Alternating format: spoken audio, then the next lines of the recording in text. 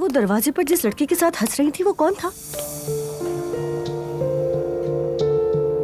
ये क्या कह रही हो तुम? माफ कीजिएगा नूर आपा, आप मुझे गलत समझ रही हैं। मैं बस ये पूछना चाह रही थी कि वो था कौन? शादी में जान पहचान हुई थी तो जाहिर है बात करेंगे, और क्या करना था? इशारे में बात करते क्या? तौबा इस्तग़फ़ार। ज़बान फिसल गई, माफ कर दीजिएगा मुझे। कल से बहुत अफसरदा हूँ, किसी ने आके पूछा भी नहीं कि कैसी हो। मैं तो बस इंतजार ही करती रह गई। तुमने खुद बंद किया था अपने आप को कमरे में, और सुबह तो बात हुई थी ना? हाँ, वो लोग आ गए, बाबा को बता दो। आ जाओ नाइला। ला हौल वला कुव्वत।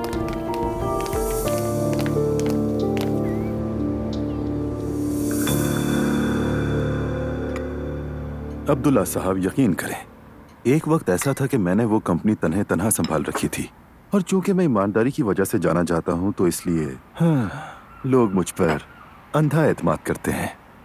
और यकीन करें, हर दिन मेरे सामने ढेरों पैसे रखे जाते थे, हर दिन। माशाअल्लाह।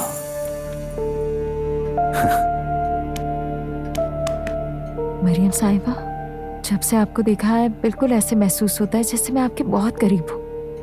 बहुत शुक्रिया। जैसे कि मुझे लगता है कि आप मेरी बड़ी बहन है, माँ की तरह बल्कि। अरे मेरी प्यारी बच्ची, अल्लाह राजी हो तुमसे। अल्लाह आपसे भी राजी हो। आमीन। वैसे मैं आपसे एक बात पूछना चाह रही थी। पूछिए, जरूर। मैं चाह रही थी कि नजरे बद से बचने के लिए किसी से दम करवा लूं, तो सोचा कि आपके जानने वालों में कोई ऐसा हो जो मुझ पे दम कर दे।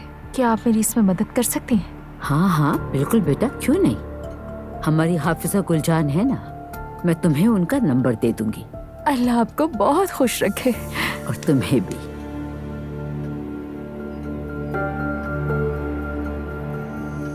और इस बात को जरा पर्सनल रखिएगा, मुझे एलिफ और ज़ैनब की नजरों से बहुत डर लगता है। क्यों, तुम्हारे उनसे ताल्लुकात खराब? ऐसा कुछ नहीं है, लेकिन हम आपसे ज्यादा करीब हैं, इसीलिए डर लगता है। वो लोग हमारी तरह नहीं है। अच्छा ठीक है, मॉडर्न होना चाहिए, लेकिन इंसान को इतना भी बेबाक नहीं होना चाहिए। कम से कम मैंने तो अपने खानदान में ऐसा कुछ भी नहीं देखा। और वैसे तो मैं पर्दा करती हूँ, इस वजह से लोग मुझसे ताज्जुब भी रखते हैं। मुझे तो ये समझ नहीं आता कि रेहान जैसे शरीफ आदमी ने ज़ैनब से शादी कर कैसे ली आखिर। लेकिन मैं तो कुछ नहीं कहती, मतलब बिल्कुल खामोश रहती हूँ मैं। बस यही दुआ है कि अल्लाह इन सबको हिदायत दे। आमीन आमीन।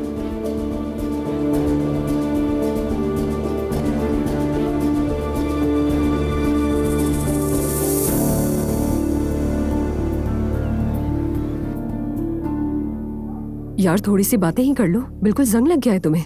तुम्हें हमारी हालत इस काबिल नजर आ रही है? क्या हुआ है हमारी हालत को? हाँ जरा मुझे उमर के बारे में तो कुछ बताओ। क्या मतलब? उमर का क्या ताल्लुक इससे? देखो फौरन दिफा पर भी आ गई। एलिफ देखो, मैं कोई दिफा नहीं कर रही हूँ। अब ये उमर हमारी बात में कहाँ से आ गया अचानक, मैं ये समझना चाह रही हूँ। कसम से सिर्फ अपनी खूबसूरती से शामिल हो गया। एलिफ बस करो, अब मुझे गुस्सा आ रहा है।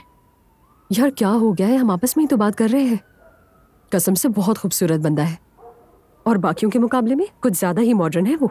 तो मैं क्या करूं एलिफ? यार आपा बस भी कर दो, वो बंदा फिदा है तुम पर, साफ जाहिर है। और तुम जैसी समझदार औरत ने ये महसूस न किया हो, ऐसा मुमकिन ही नहीं। अपनी बकवास बंद करो एलिफ, वो तकरीबन हमारा रिश्तेदार ही है। रिश्तेदार है? क्या वो भाई के बहनोई का चचा लगता है? उफ, तुम तो बिल्कुल उन जैसी बातें कर रही हो। तुम्हें पता है मम्मी बिल्कुल ठीक कहती है। हाँ जानती हूँ, बिल्कुल ठीक कहती है। तुम बस मुझे ये बताओ कि क्या वो आदमी तुम्हें पसंद है? वैसे तुम अगर कहोगी कि नहीं पसंद तो मैं तो बिल्कुल नहीं मानूंगी। एलिफ तुम पागल हो गई हो, किस तरह की बातें कर रही हो? तुम्हें कदम बढ़ाना चाहिए। तुम्हें मैं अभी बताती हूँ कि कदम कैसे बढ़ाया जाता है। अपनी फजूल बातें और मजाक हर जगह पे मत किया करो। जानती हो ये बात अगर उन लोगों के कानों तक चली गई तो वो इसको सच समझ बैठेंगे। समझ रही हो तुम एलिफ? अरे मेरे जहन में एक बात आई, मरियम तो पक्का ये कहेगी, अरे ये दोनों बहनें तो मुंह उठाकर हमारे मर्दों के पीछे आ गई। यूनाल खानदान को अंदर से तबाह करने के लिए आई हैं ये दोनों। वो बिल्कुल ऐसा ही कहेगी। हंसी नहीं आई मुझे। लेकिन ये बहुत मजे की बात है ना। नहीं है।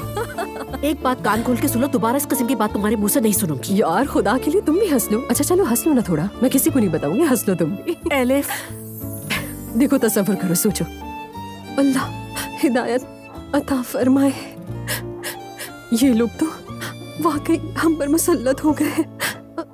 अब्दुल्ला साहब। बस एलिफ।